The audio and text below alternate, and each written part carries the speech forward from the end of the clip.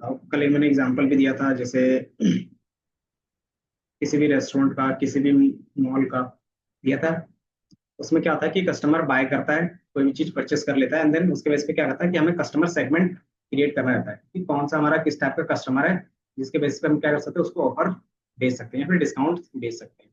अगर discount share करते हैं तो क्या होता है कि और परचेसिंग पावर बढ़ता है, और भी वो क्या करते हैं कि डिस्काउंट मिल रहा है तो वो परचेस करने के लिए क्या होते हैं, आते हैं। तो वो चीज हमें क्या करना होगा, क्रिएट करना पड़ेगा। तो मार्केट कैसे क्रिएट होगा कि आपके पास कस्टमर आ रहे हैं, कस्टमर बिलिंग करवा रहे हैं, देन बिलिंग के बेस पे आपको क्या करना है कि कस्टमर का सेगमेंट डिफाइन करना है कि कौन से कस्टमर को कितना डिस्काउंट दे सकते हैं। और ये किससे डिफाइन होगा, तो कस्टमर को हम कैटेगराइज कर लेंगे। तो बाय डिफॉल्ट यूनिवर्सल हम लोग कितने पार्ट में डिवाइड करते हैं कस्टमर्स को।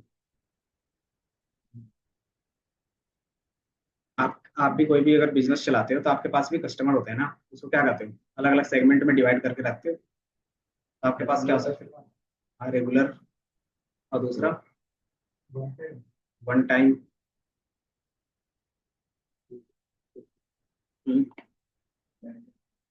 बैकडेट, या फिर रैंडम, मन नहीं करता रैंडम, या फिर इसको अगर प्राइसिंग के बेस पे लेके चले तो हमारा चीप कस्टमर होता है, जो क्या करता है कि नॉर्मल बेसिक्स सामान खरीदता है और कुछ नहीं खरीदता। दूसरा हमारे पास क्या है, मॉडरेट रहेगा,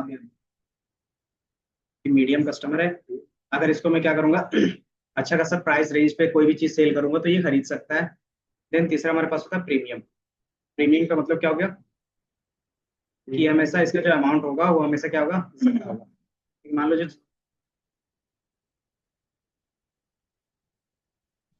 किसी भी मॉल पे जाते हो तो हमारे पास क्या होता है, अलग अलग कैटेगरीज होती है ना। जैसे अगर मैंने बोला V2, V2 में किस टाइप के कैटेगरीज आप देखते हो, V2 या फिर रिलायंस स्मार्ट, तो उसमें किस टाइप का रहता है, किस टाइप के कस्टमर V2 पे जाते हैं। तो इसमें क्या जाएंगे कि आप देखोगे 200 से 500 के बीच में ज्यादातर प्रोडक्ट रहते हैं, है ना।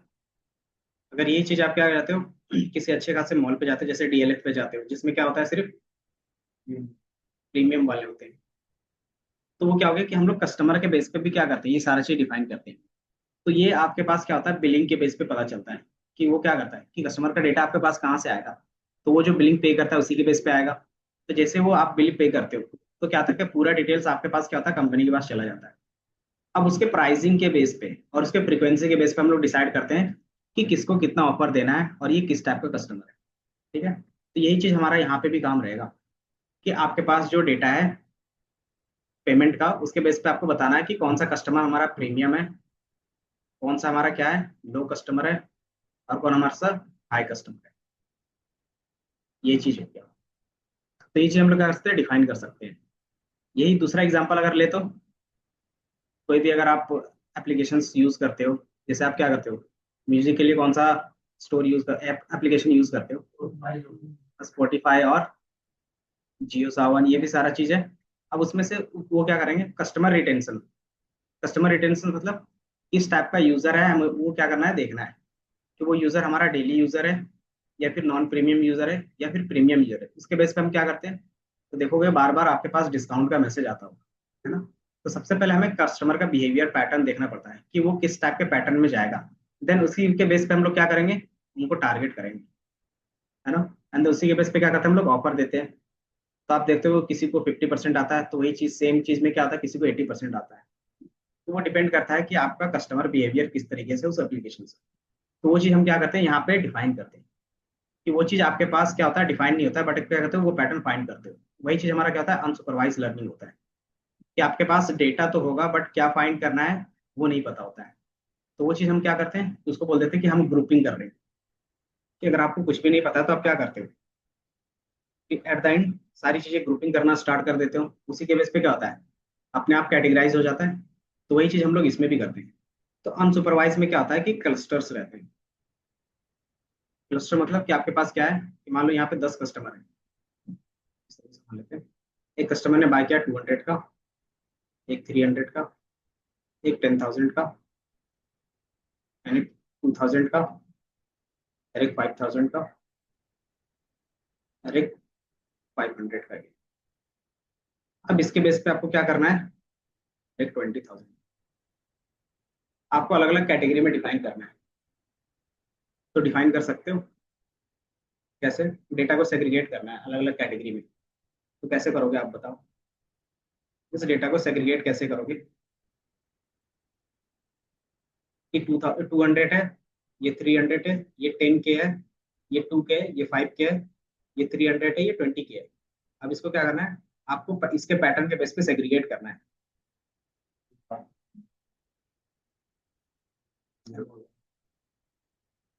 अच्छा, अगर मैंने बोला कि ये आपको डेटा है, अब आप इसको क्या करो, 3 ग्रुप में डिवाइड करो।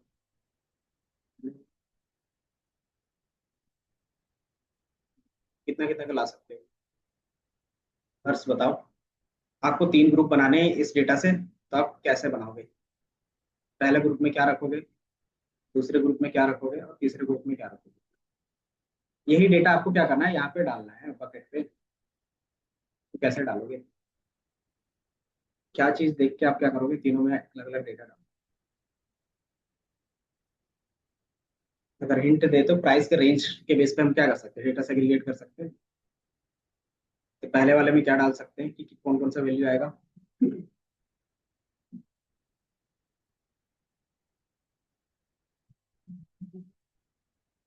अगर हम लोग 100 के बेस पे देखें तो क्या है कि 1K से नीचे हमारा जो है उसको हम क्या बोल सकते हैं, नॉर्मल कस्टमर बोल सकते हैं।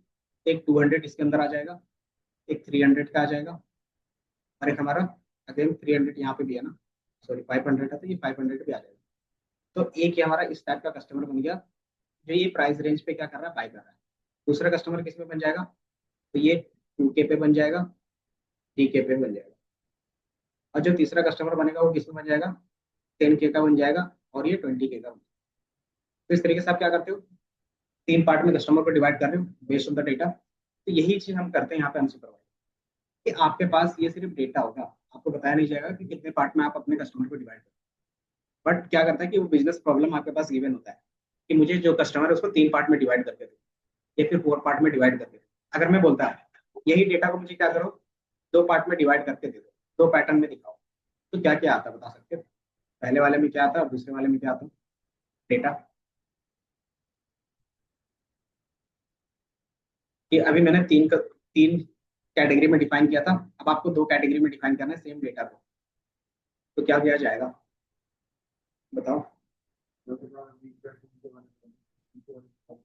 आप क्या कर सकते हो, 10,000 और 20,000 वाले को एक साथ रख लोगे, बाकी सबको एक साथ रख लोगे, ये कर सकते हो, है ना? या तो दूसरा क्या कर सकते हो, कि जो 100 वाले में है उसको एक साथ रख सकते हो, 200, 300, 500, और के वाले को दूसरे वाले में रख सकते हो। तो आपको जिस हिसाब से पैटर्न दिख रहा है उस हिसाब से क्या कर रहे हो, ग्रुपिंग कर रहे हो। तो यही चीज हम लोग अनसुपरवाइज में करेंगे, तो ये समझ में आया किस टाइप के बिजनेस प्रॉब्लम इसमें सॉल्व करेंगे। तो अनसुपरवाइज में इस तरीके से आप क्या करोगे, चीजें सॉल्व। तो ये बेसिकली पहचानता कैसे होगा, बेस्ड ऑन द डेटा, कि कौन सा डेटा सिमिलर है एक दूसरे से, उसी को क्या करेगा, आपस में रखेगा। तो एक डेटा दूसरे डेटा से कितना सिमिलर है, वो आपको कैसे पता चलता है? रियल वर्ल्ड में भी अगर आप देखोगे दो चीज सिमिलर है, कैसे आप बताते हो? जैसे मान लो यहाँ पे 2 स्टूडेंट है, एक निखिल है एक पीयूष है, तो आप ये दोनों सेम सेम है या अलग अलग है? कैसे? टीचर्स के बेस पे अगर मैं बोलूँ इनके पढ़ाई को लेके, तो ये चीज हम क्या करते हैं, सेग्रीगेट करते हैं उसके फीचर्स के बेस पे। तो आपके पास वो फीचर्स क्या होता है, बेसिकली जो एक्स होता है उसी को बोलते हैं, कि आपके पास एक्स गिवन होगा, और उसी के बेस पे आपको क्या करना है, कि आपको डेटा सेग्रीगेट करना है।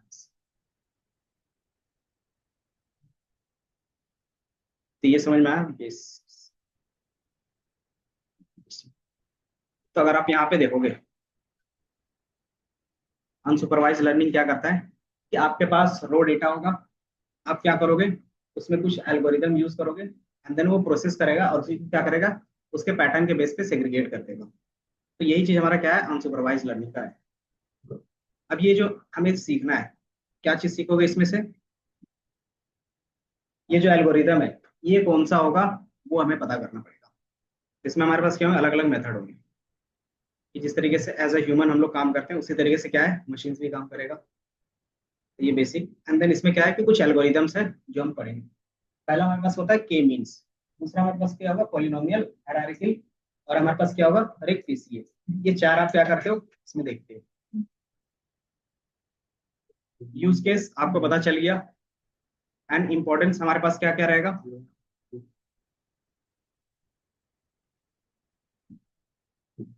कि पहला हमारे पास रहेगा के मीन्स का, के मीन क्लस्टर्स। दूसरा हमारे पास रहेगा हायरार्किकल। तीसरा रहेगा डीबी स्कैन, पीसीए और टी साइन। ये चार हम लोग, चार पांच है ना, तो ये पांच एल्गोरिदम्स हम लोग देखेंगे। के मीन क्लस्टरिंग का मतलब सिंपल होता है कि आप क्या करते हो कि आपके पास जो भी डेटा रहता है उसका एवरेज के बेस पे क्या करते हो, बात करते हो। कि हमारे पास जो भी डेटा होगा उसका आप क्या करते हो, एवरेजिंग करते हो। जिस तरीके से हमारे पास कौन सा एल्गोरिदम था याद है, केनन। केनन में क्या होता था, और उसी के बेस पे क्या करता था, वो बताता है कि वो वही डेटा होगा, है ना। सेम यहाँ पे भी होगा। के मीन्स क्या करता है कि आपके लिए वो डेटा फाइंड करता है, एंड उसके पास जो भी नियरेस्ट होगा। एंड देन आप क्या करोगे, सबसे पहले ये तीन पॉइंट ले लिया, और इधर से भी हमारे पास क्या है, तीन चार पॉइंट यहाँ पे भी है। अब हम क्या करें, एक नया डेटा इंट्रोड्यूस कर रहे हैं, ये। अब ये क्या करेगा कि ये कौन से क्लास में जा सकता है, कौन से पैटर्न में जा सकता है, पैटर्न वन में या फिर पैटर्न टू में। तो ये कैसे डिसाइड कर सकते हैं यहाँ पे, अगर इतना ही डेटा इस तरीके से। तो सबसे पहला, सबसे बेसिक अगर एल्गोरिथम देता है तो वो डिस्टेंस का रहता है। कि आप क्या करते हो कि इस डेटा पॉइंट का डिस्टेंस इस डेटा पॉइंट से क्या करते हो, कैलकुलेट करते हो। एंड देन यही चीज क्या करते हो, इसके साथ भी कैलकुलेट करते हो। जिसका डिस्टेंस कम होगा वो उसका क्या होगा, उसी टाइप में वो क्या करेगा, बिहेव करता है ना। तो ये क्या हो गया पहला। अब इसमें से एक रहता है कि आप कितने डेटा पॉइंट्स लोगे डिस्टेंस कैलकुलेट करने के लिए। कि एक डेटा पॉइंट्स मान लो कि इसके बेस पे क्या होगा कि एक डेटा पॉइंट्स यहाँ पे रहता।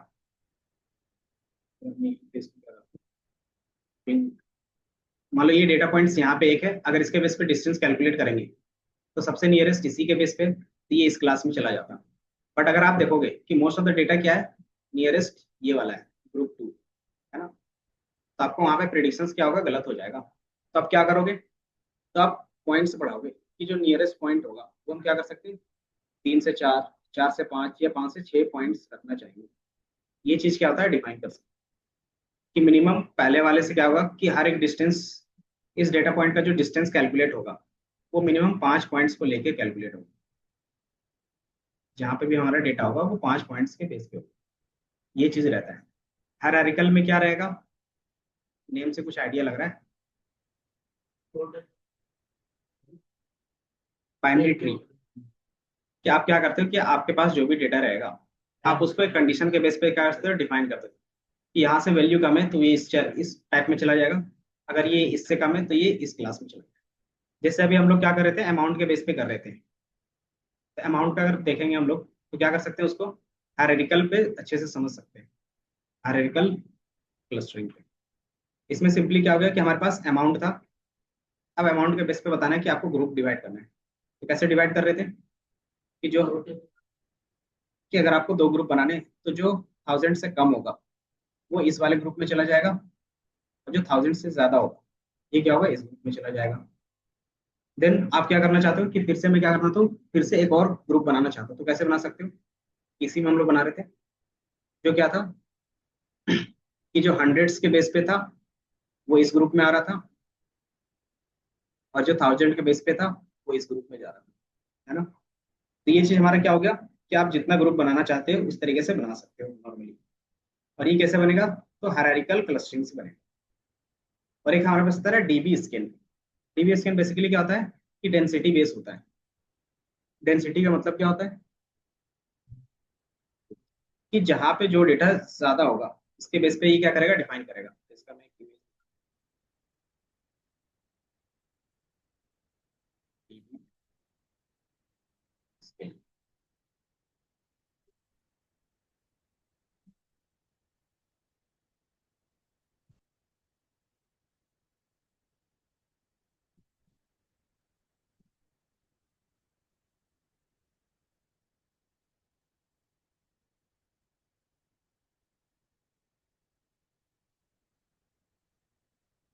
तो ये विकीपीडिया का पेज है, और इसका इमेज देखोगे तो कुछ इस तरीके से दिखेगा कि आपका डीबी स्कैन किस तरीके से काम करता है, वो यहाँ पे दिख रहा है। ये कुछ समझ में आ रहा है।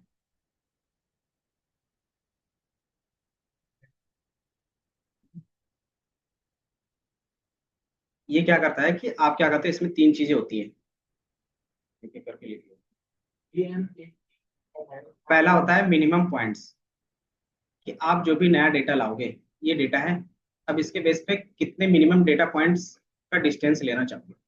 तो मैंने बोला 4, बाय डिफॉल्ट 4 ले लेते हैं अभी। तो ये क्या करेगा कि हर एक डेटा पॉइंट्स का 4 डेटा पॉइंट से क्या करेगा, डिस्टेंस कैलकुलेट करेगा। तो ये क्या हो गया, मिनिमम, जो आपको यहाँ पे दिख रहा होगा कि मिनिमम पॉइंट्स। दूसरा आपके पास क्या दिखेगा,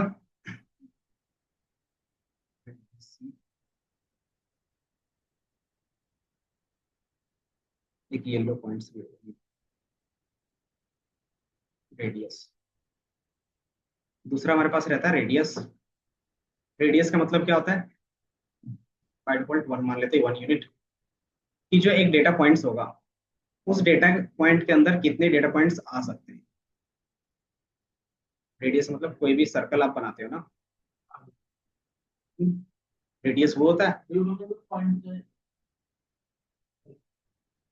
बोल सकते हो कि सेंटर से क्या बोलते हो, सरकमटांस तक, कि जो भी उसका रहता है वो वैल्यू, वो हमारा क्या रहता है। ये हम क्यों डिफाइन करते हैं, क्योंकि हम लोग बोल रहे हैं कि ये जो डेटा पॉइंट है, इसका जो ग्रुपिंग होगा, वो इसके अंदर डेटा आएगा तो वो सेम डेटा कहलाएगा। मान लो आपके पास क्या है कि आपने इस तरीके से एक सेंटर बनाया, अब इस डेटा के आसपास कितने डेटा पॉइंट होंगे, कैसे डिफाइन होगा। मान लो ये सारा डेटा पॉइंट यहीं पे है, तो ये कैसे पता चलेगा कि ये इसी के बेसिस पे क्या कर रहा है, बिहेव कर रहा है, इसी का पैटर्न। तो एक रेडियस हम लोग ले लेंगे, तो वो रेडियस क्या रहते हैं, हम लोग अपने हिसाब से लेते हैं। तो हम क्या करेंगे, एक रेडियस इस तरीके से ले लेंगे, तो जितने डेटा पॉइंट्स इस रेडियस के अंदर आएंगे, वो क्या कहलाएगा, वो इसी का पैटर्न कहलाएगा, है ना। तो ये दूसरा वैल्यू रहेगा डिफाइन जो करते हैं। एंड तीसरा हमारे पास जो ये रेड पॉइंट्स है, ये रेड पॉइंट्स बेसिकली क्या हो गए, डेटा पॉइंट्स। और ये जो येलो पॉइंट्स है, इसको बेसिकली हम लोग बोलते हैं कि जो हमारे मिनिमम नंबर को फुलफिल नहीं करता। एंड हमारे पास एक आउटलायर है, दो चीजें होंगी अगर आप यहाँ पे देखोगे ना, सराउंडिंग सिंगल क्लस्टर बी और सी, यहाँ पे एक बी और सी है। ये बेसिकली क्या हो गया कि हमने कितने पॉइंट्स बोला था, कि जो हम एक रेडियस ड्रॉ करेंगे, मान लो ये डेटा पॉइंट है मिडिल पे, इसके बेस पे एक रेडियस ड्रॉ होगा। अब इसके अंदर हमारे पास कितने डेटा पॉइंट्स आने चाहिए, मैंने कितना कहा था, 4। अगर ये फुलफिल करता है तो वो उसी का पैटर्न होगा, अदरवाइज वो उसका पैटर्न नहीं। तो अगर आप देखोगे कि ये जो हमारा ब्लू वाला है, सॉरी ये क्या है हमारे पास, येलो वाला है, वो क्या कर रहा है कि मिनिमम पॉइंट्स को फॉलो नहीं कर रहा है। तो वो मिनिमम क्या कर रहा है, एक ही डेटा पॉइंट्स को अपने अंदर लगा दिया। तो ये हमारा क्या कहलाता है, आउट। ये हमारा बाउंड्री कहलाएगा। फिर ये जो येलो होगा ना, तो ये हमारा क्या कहलाएगा, बाउंड्री। ये हमारा ऑटोमेटिकली बाउंड्री बन जाएगा। देन एन हमारा क्या रहता है, जो एक भी डेटा पॉइंट्स को सेटिस्फाई नहीं करेगा, कि वो उस रेडियस के अंदर एक भी डेटा पॉइंट्स नहीं आएंगे। तो अगर इसमें हम लोग क्या कर रहे हैं, फ्लायर भी बोल सकते हो एक तरीके से। मान लो हमारे पास एक डेटा पॉइंट्स यहाँ पे है, एक डेटा पॉइंट्स यहाँ पे है, एक डेटा पॉइंट्स यहाँ पे भी है, एक यहाँ पे है, एक यहाँ पे है, एक यहाँ पे, और एक यहाँ पे है, और एक इधर यहाँ पे है, और एक यहाँ पे। जो यहाँ पे एग्जांपल दिया है ना, उसी का हम लोग क्या कर रहे हैं, एग्जांपल ले रहे हैं। अब हम क्या करेंगे, रेंडमली एक डेटा पॉइंट ले लेंगे, कि मान लो आपने क्या किया, ये रेंडमली डेटा पॉइंट लिया, और इसका रेडियस बाय डिफॉल्ट हम लोग 1 ले रहे हैं, और मिनिमम कितने पॉइंट्स ये कवर करना चाहिए, 4। तो अब क्या करोगे, इसके बेस पे इस तरीके से ड्रॉ करोगे, और इस तरीके से क्या करोगे, एक रेडियस बनाओगे। इस तरीके से आप क्या करते हो, एक रेडियस बनाते हो। हम्म। तो जैसे आप ये इस तरीके का सर्कल बनाओगे, तो इस सर्कल के अंदर कितने डेटा पॉइंट्स आ गए, अगर 4 आ गए, तो बाय डिफॉल्ट क्या होगा, उसी का पैटर्न होगा। अगर नहीं आ रहे तो क्या होगा, आउटलायर। तो ये चीज आपको दिखेगा यहाँ पे, कि मान लो आपने एक ए डेटा पॉइंट्स दिया, तो ए डेटा पॉइंट्स का अगर सर्कल देखोगे तो कहाँ से कहाँ तक दिख रहा है, ये हमारा ए डेटा पॉइंट है, तो इसका ये क्या हो गया, सर्कल ये वाला। अब इसको इस तरीके से क्या कर रहे हो, ड्रॉ कर रहे हो, तो इसके अंदर कितने डेटा पॉइंट्स आ रहे हैं, 4 है। तो मतलब ये क्या हो गया कि सेम बिहेवियर हो गया। इसी तरीके से ये डेटा पॉइंट लेंगे, अब इसमें क्या करोगे, आप सर्कल ड्रॉ करोगे।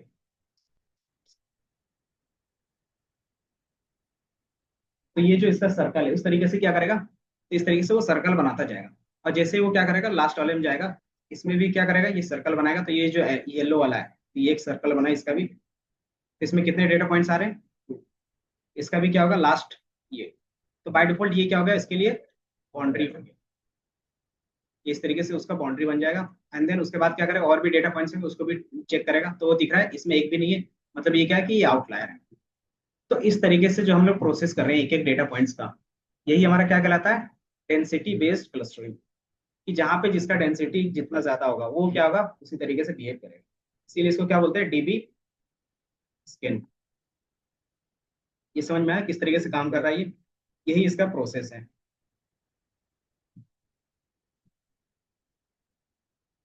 तो इसको हम लोग क्या बोलते हैं, full form, density based spatial clustering of application of with noise. Noise क्यों बोलते हैं, कि आप इसमें क्या कर सकते हैं, नॉइस भी इजीली डिटेक्ट कर सकते हैं। तो जैसे फ्रॉड डिटेक्शन होता है, तो उसमें सबसे ज्यादा यही यूज होता है, कि फ्रॉड डिटेक्शन कर रहे हो कि कितना एप्लीकेशन है, कि वो एप्लीकेशन उसके लिए यूजफुल है या नहीं है, वो सारा चीज हम लोग क्या करते हैं इसी में चेक करते हैं। तो ये क्या हो गया, ये भी क्लस्टर बेस्ड रहता है। ये तीसरा ऑप्शन।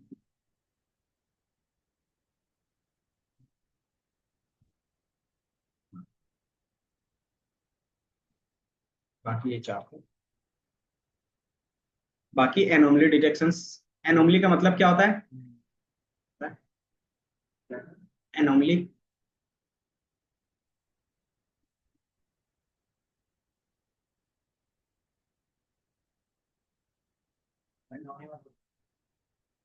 एनोमली ये आएगा, अगर मैं इसका मार्केट की बात करूं, तो साइबर सिक्योरिटी में ज्यादा यूज होता है, हैकिंग में ज्यादा यूज होता है, और आप जब क्या करते हो आउटलायर फाइंड करते हो तब होता है। फ्रॉड का काम जहां पे भी होता है वहां पे ये सारा चीज यूज। तो इस वर्ड का बेसिकली मीनिंग होता है कि नॉर्मल वैल्यू से एक्स्ट्रा चीजें। आउटलायर एक तरीके से बोल सकते हो कि जैसे आप ट्रांजेक्शन्स नॉर्मली करते हो, अगर वो ट्रांजेक्शन अमाउंट क्या होगा अचानक बढ़ गया, तो वो आपके ट्रांजेक्शन्स के लिए क्या हो गया, एनोमली हो गया। कि ऐसा ट्रांजेक्शन्स मैं तो कभी करता नहीं लेकिन ऑटोमेटिकली हो रहा है, तो वो बैंक क्या करेगा, आपको मैसेज भेजेगा। तो इसी को बोलते हैं हम लोग क्या, एनोमली। अगर आप हो तो क्या करते हो, कि बोलता है कि अगर आप हो तो क्या करोगे, इस मैसेज को क्या कर सकते हो, नेग्लेक्ट कर सकते हो, अदरवाइज कंप्लेन कर सकते हो, आता है। तो ये चीज क्या रहता है, इसी बेस पे रहता है, एनोमली के बेस पे ही रहता है। दूसरा, जो भी आपके पास अटैक होते हैं, साइबर अटैक, वो क्या रहता है, अनयूजुअल चीजें रहती हैं कि आप अपना लैपटॉप चला रहे हो रेगुलर बेसिस पे, तो उसमें तो रेगुलर के बेसिस पे अटैक तो नहीं होता है। तो क्या होगा कि आपके नेटवर्क में क्या होगा, फ्लक्चुएशन आएगा। तो वो फ्लक्चुएशन क्या करेगा, वो चेक करेगा कि ये यूजुअल फ्लक्चुएशन नहीं है, ये क्या है कि आपके डेटा ज्यादा ही पास हो रहा है। तो आप क्या करोगे, उसको डिटेक्ट कर लोगे। तो ये ज्यादातर क्या करते हैं, जितना भी एंटीवायरस यूज करते हैं वो इसी पैटर्न पे काम करते हैं, कि आपका जो भी चीजें रहेगा कि वो अनयूजुअल पैटर्न है, तो वो क्या करेगा, उसको ब्लॉक कर देगा। तो कभी कभी आप देखोगे जो नॉर्मल भी चीज कर रहे होगे, और एक अमाउंट के बाद ज्यादा ट्रांजेक्शन हो जाता है, या फिर ज्यादा क्या होता है, आप डाउनलोड कर लेते हो तो ब्लॉक करने लगता है। तो वो इसी के बेस पे रहेगा आप। बाकी टाइम सीरीज का हम लोग बाद में देखेंगे। तो ये क्या हो गया, ये एल्गोरिदम्स है, इसमें हम लोग यूज एप्लीकेशन बेस कर लेंगे। तो सबसे पहला हम लोग क्या कर सकते हैं इनमें, सबसे बेसिक यूज हमारा कस्टमर सेगमेंट का होगा। सेगमेंट है कहीं पे,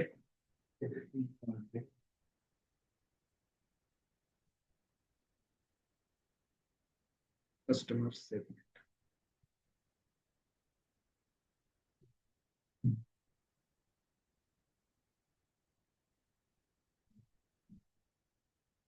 कस्टमर सेगमेंट। तो मान लो हमारे पास यही डेटा है, तो ये डेटा,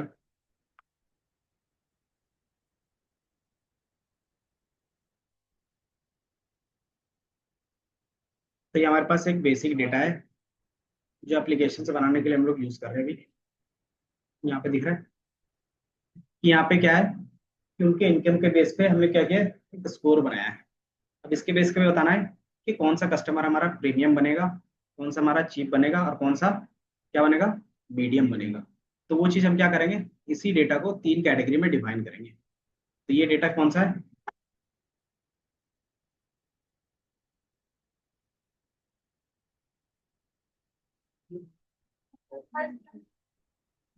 हाँ,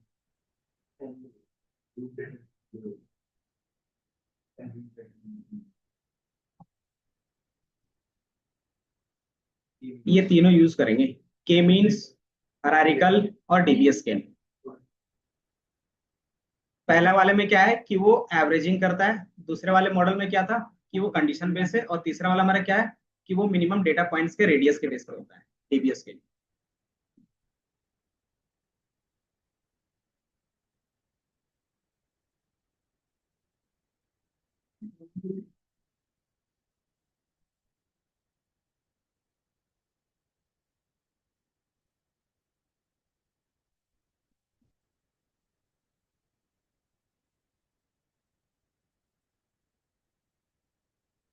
हमारे पास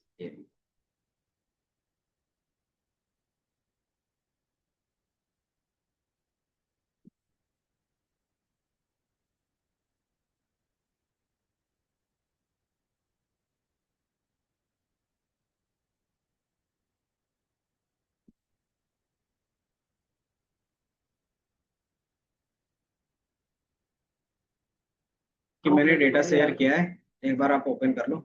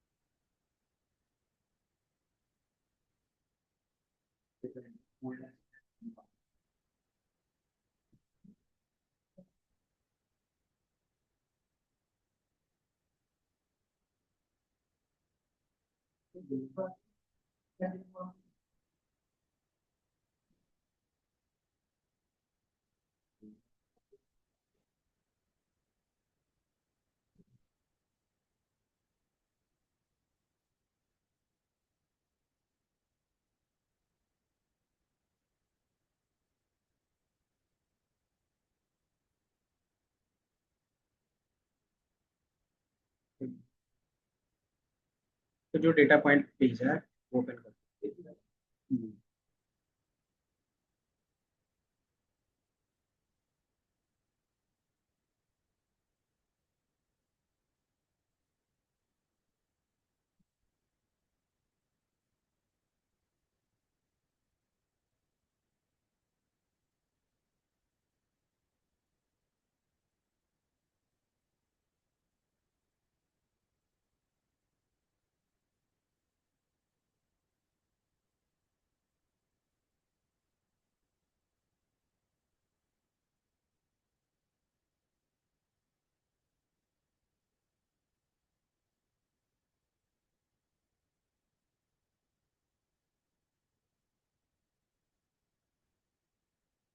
तो मैंने डेटा जो भेजा था वो डाउनलोड कर लो पहले।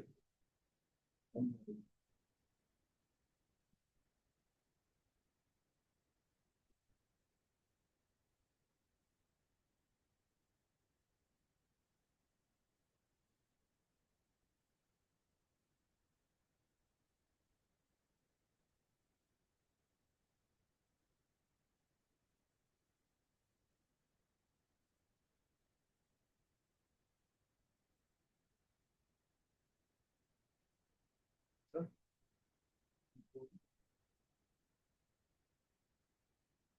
नहीं, ये चीज़ अभी हम लोग डायरेक्टली यूज करें।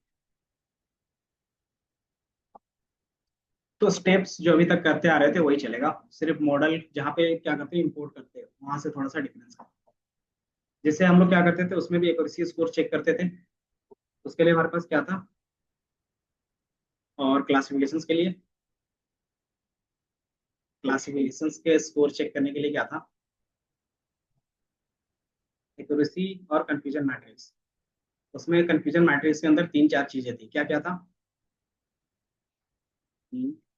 प्रिसीजन और F1 स्कोर, ये तीन चीजें थी।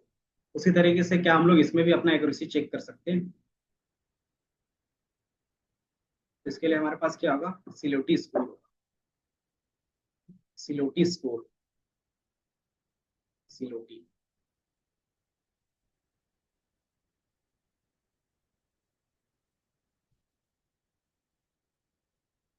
तो सिलोटी स्कोर क्या बताता है कि आप अपने डेटा में कि कितना मिनिमम क्या कर सकते हो, क्लस्टर बना सकते हो।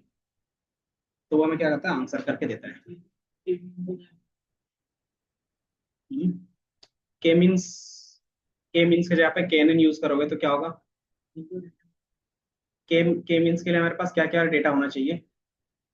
सॉरी, केएनएन के लिए क्या क्या होना चाहिए? लेबल भी होना चाहिए और टारगेट भी होना चाहिए। और यहाँ पे जो हमारे पास डेटा है,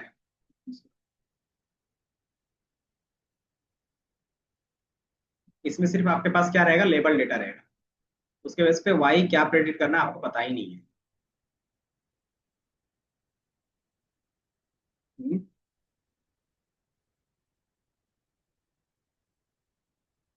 अगर केएनएन का सिंपली अगर एग्जांपल देखना चाहोगे तो यहाँ से केएनएन का दिखाई देता है, ये देखा? ये बेसिकली अगर इंडिविजुअली केएनएन का देखना चाहोगे तो हमने यहाँ पे क्या किया है, इधर देख लो 2 मिनट, कि हमने पहले क्या किया है, सिंथेटिक डेटा जनरेट किया है। सिंथेटिक डेटा का मतलब क्या हो गया, रैंडम डेटा। कि आपने एक रैंडम डेटा जनरेट किया है, किसके थ्रू? तो हमारे पास इसमें क्या होता है, कुछ डेटा सेट्स के अंदर में ब्लॉक्स होते हैं। ये क्या कर रहा है कि 300 डेटा आपके लिए जनरेट करके दे देगा। और उसमें हमारे पास कितने सेंटर्स होंगे, मतलब कितने क्लासिफिकेशन के लिए डेटा होगा? तो 4 क्लासिफिकेशन के लिए डेटा होगा। और ये क्या होगा, रैंडमली डेटा जनरेट। जैसे जनरेट करते हैं तो हम लोग यहाँ पे क्या कर रहे हैं कि 2-3 चीजें यूज करते हैं। अगर आप यहाँ पे देखो तो ये बेसिकली एक एल्बो मेथड दिख रहा है कि आप अपने डेटा में कितने नंबर ऑफ ग्रुप्स बना सकते हैं। तो कहाँ पे दिख रहा है? तो आपको मिनिमम इतने नंबर ऑफ क्लस्टर में दिख रहा है, ठीक है? कि आपके पास जो भी डेटा है,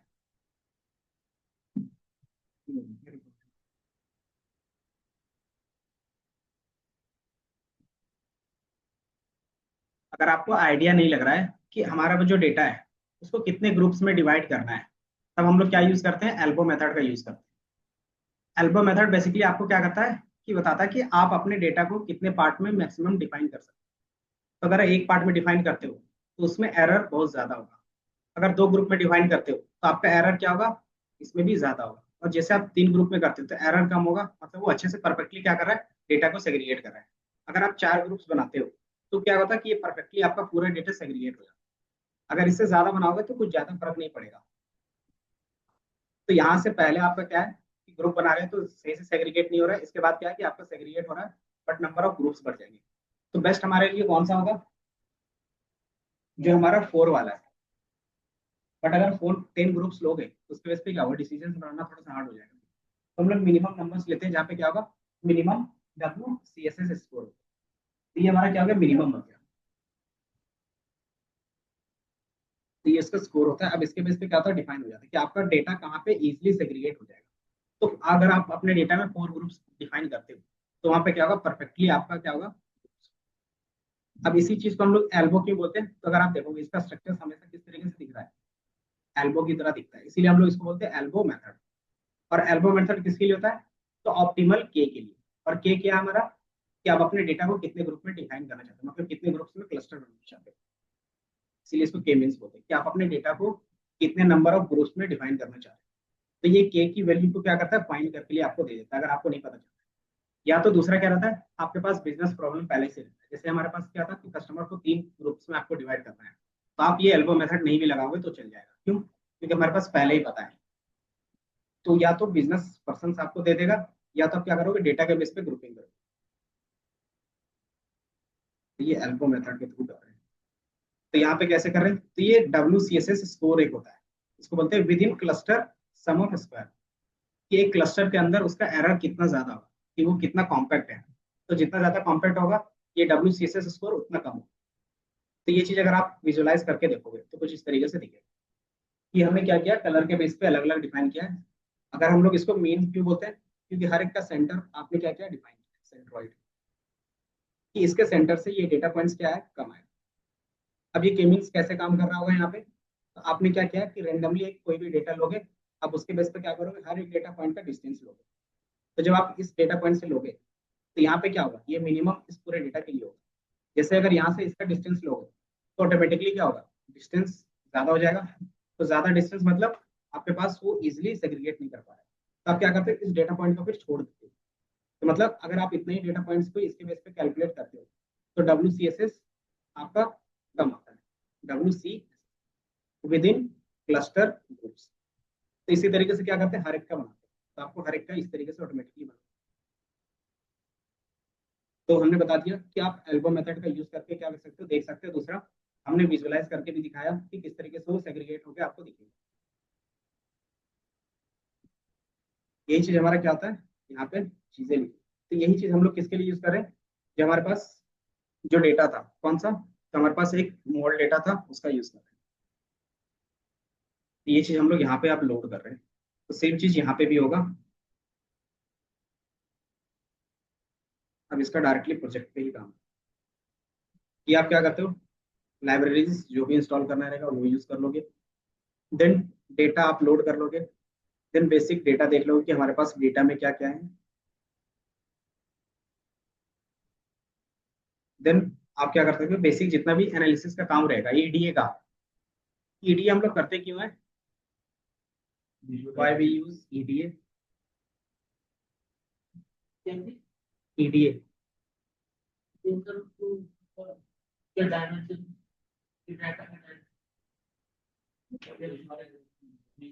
डेटा को बेटर अंडरस्टैंडिंग के लिए, कि आप जो डेटा मैंने बोला कि ये डेटा पे आपको काम करना है, तो आपके पास डेटा का नॉलेज कैसे आएगा कि कौन सा कॉलम कितना क्या है, क्लस्टर्ड है, कितना कौन सा कॉलम किससे रिलेटेड है, नहीं रिलेटेड नहीं है, कौन सा कॉलम हम लोग यूज कर लेंगे प्रिडिक्शन के लिए, कौन सा कॉलम यूज नहीं करेंगे। तो वो सारा चीज एनालिसिस का काम कहाँ पे करते हैं, ईडीए पे ही करते हैं। इसीलिए उसको क्या बोलते हैं, एक्सप्लोरेटरी डेटा एनालिसिस। मान लो आपके पास एज का कॉलम है, एज के कॉलम में क्या क्या एनालिसिस कर सकते हैं,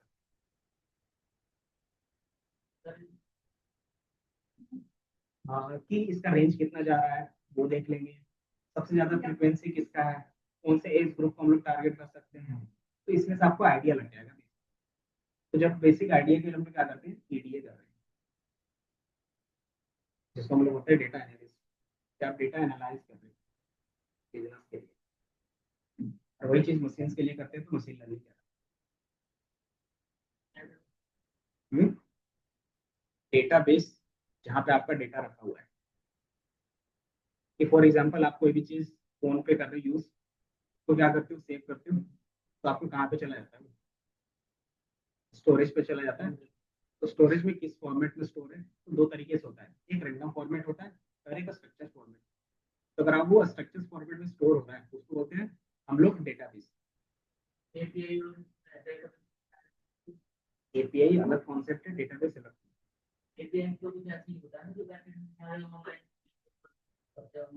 का अगर एपीआई सिंपल मीनिंग समझे, तो जो आप यूआरएल डालते हो वही हमारा एपीआई होता है।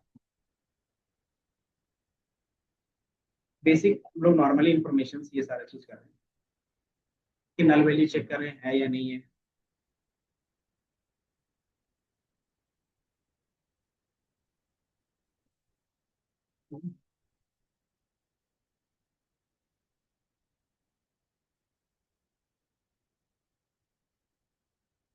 फाइल इंपोर्ट नहीं होगी।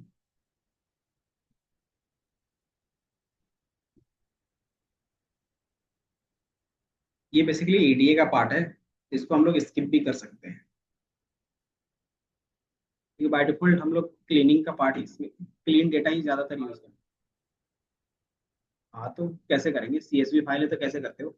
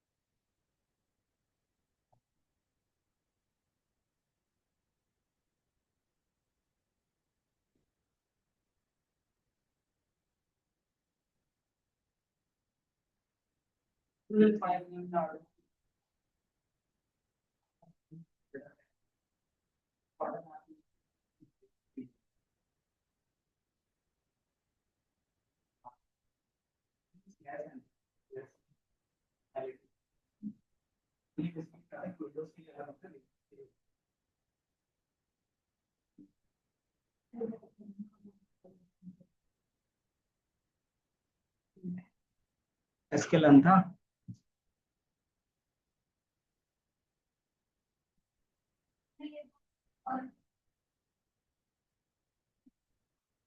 अभी बेसिकली आप जितना चाहो उतना कॉलम ले सकते हो, क्योंकि हमें एक्स एक लेना पड़ता है। एक्स में हम लोग क्या करते हैं, जितने फीचर्स लेना चाहो ले सकते हो। तो पहले मैंने क्या किया, ये दो फीचर्स लेके देखा है, उसके बेस पे आप क्या करते हो, ग्रुपिंग बना के देखते हो। अगर ग्रुपिंग सही बन रहा है तो ठीक है, नहीं तो फिर क्या करें हम लोग, तीन ग्रुप्स भी ले सकते हैं, चार भी ले सकते हैं। जैसे कस्टमर आईडी, ग्रुप बनाने के लिए कस्टमर आईडी हमारे लिए बेनिफिशियल होगा या नहीं होगा? किसी भी चीज के नहीं, किसी भी चीज में पैटर्न फाइंड करने के लिए आप कस्टमर आईडी का यूज केस करोगे क्या? तो मान लो आपको क्या करना है, बिहेवियर किसी का फाइंड करना है। मान लो आपको बताना है कि उसका बिहेवियर कैसा है, उसकी क्या आईडी अगर आपको बता देंगे तो उससे क्या आप बता सकते हो कुछ? तो पैटर्न देखना, तो पैटर्न आईडी के बेस पे नहीं दिखता। तो आईडी हमारा किसी काम का नहीं, तो हम इसको नेगलेक्ट करते हैं। बाकी जेंडर के बेस पे हो सकता है, एज के बेस पे क्या होता है, ग्रुपिंग बन सकता है, इनकम के बेस पे रहता है। तभी हम लोग क्या करें, इनकम और उसका स्पेंडिंग स्कोर के बेस पे करें।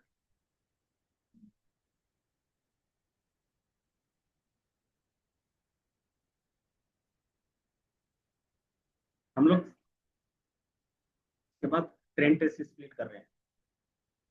उसका आधार पर ये था ना, यहाँ तक हो गया।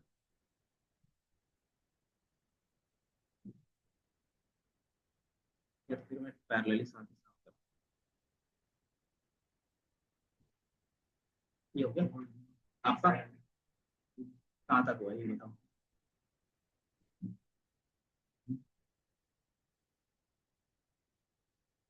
या तो मैं क्या करता हूँ, ये फाइल के एक साथ देख।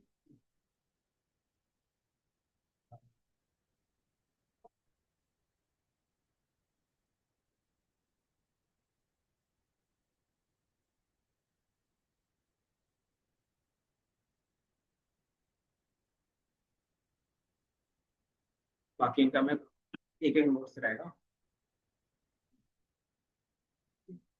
कि मैंने एक्स में क्या लिया है, कि उनका इनकम लिया है और स्पेंडिंग स्कोर लिया है। अब इसके बाद का काम क्या रहता है, अगर आपने अभी तक मॉडल बनाया था तो आपको पता होगा।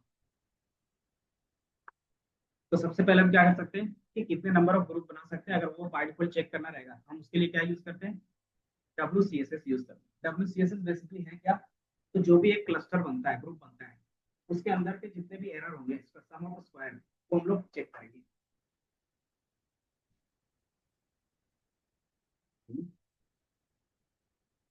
तो ये बाय डिफॉल्ट आप देखोगे यहाँ पे के मींस नंबर ऑफ क्लस्टर कितने होंगे, स्टार्टिंग में एक रख के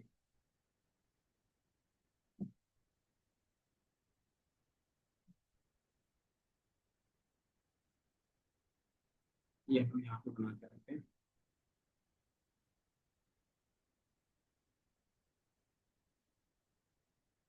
या फिर ये लिखें,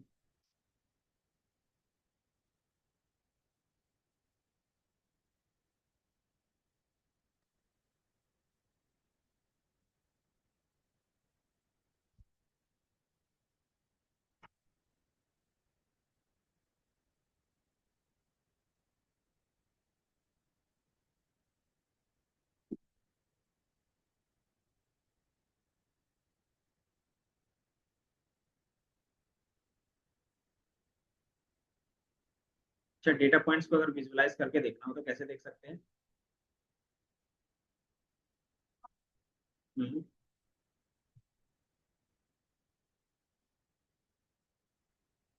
SNS करके कौन सा, एक्स?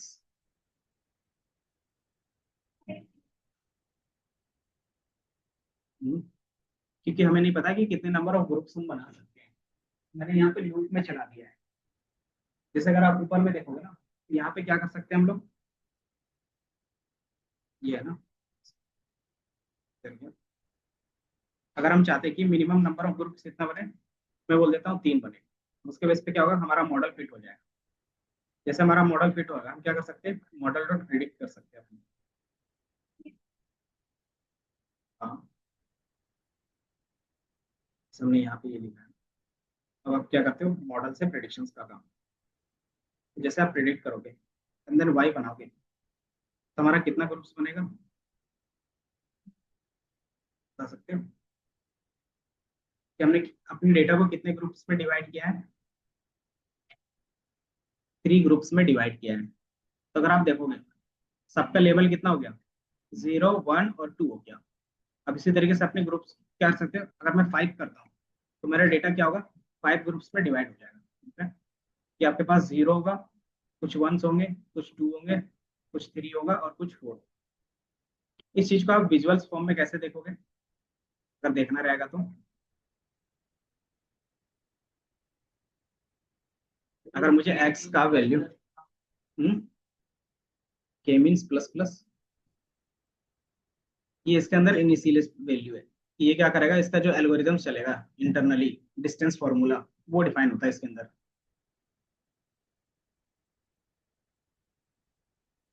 बाकी विजुअलाइजेशन के लिए हम लोग एस एन एस इम्पोर्ट किया था ना, S N S dot scatter plot. Scatter plot में क्या कर सकते हैं हम लोग? एक्स इक्वल टू, प्रिंट करके देखते हैं इसको, x0,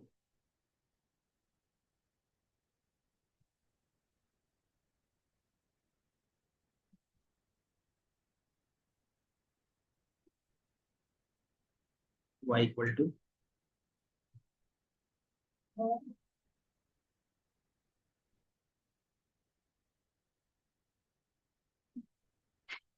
x।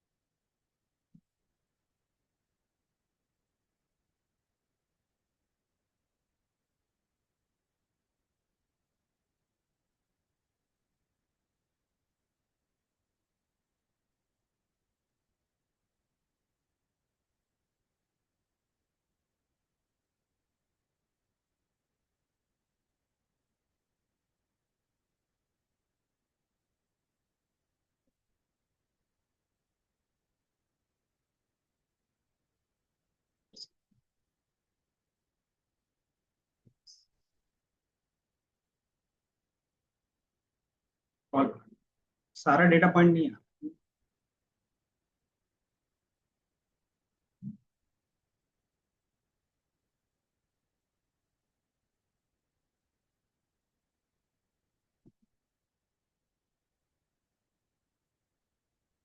यहाँ पे तो स्कैटर प्लॉट।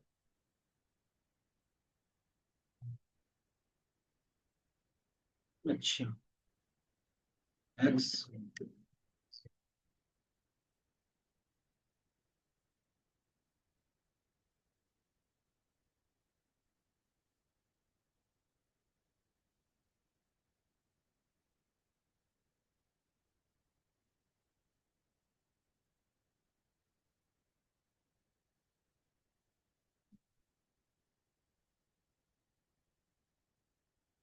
पहला कॉलम चाहिए तो क्या करना?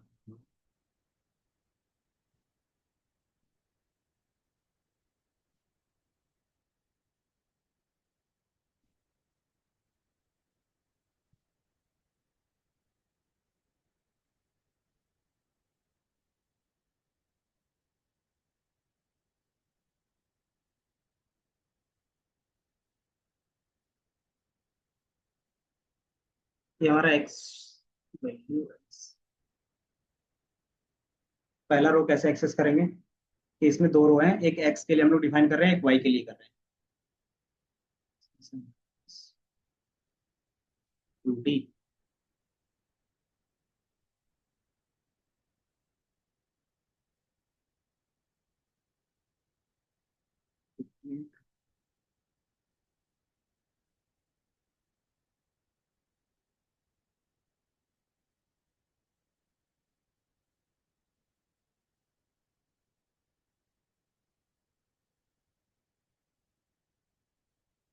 नहीं आ रहा ना, कॉलम तो हमने डिफाइन नहीं किया कि कॉलम पहला हमें चाहिए। कॉलम फर्स्ट पूरा चाहिए,